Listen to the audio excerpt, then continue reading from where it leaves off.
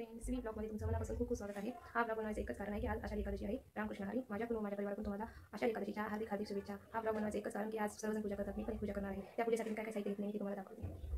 हे बघा साहित्य. फराळाचं पण करून ठेवले, नैवेद्य, फुलं, ही मूर्ती, नारळ आणि ही पूजेसाठी केलेली तयारी. हे तुळशी वृंदावन अभिषेक करून झालं. आता सर्वप्रथम आपण गणपतीची मूर्ती ठेवून घेणार आहोत. नंतर विठ्ठल रुक्माई, हा नारळ, ही हळदी पूजा करून घेतली. हळदी कुंकू लावून घेतलं. तुळशीवृंदावन, नारळ, गणपती बाप्पा. आता हा साखरेचा प्रसाद, हा ड्रायफ्रूट आणि फराळाचा बेसन आणि हा मंजुळा, पाण्याचा तांब्या. हा प्रसाद ठेवून टाकून घेतला. आता फुलांनी सजून घेत आहे.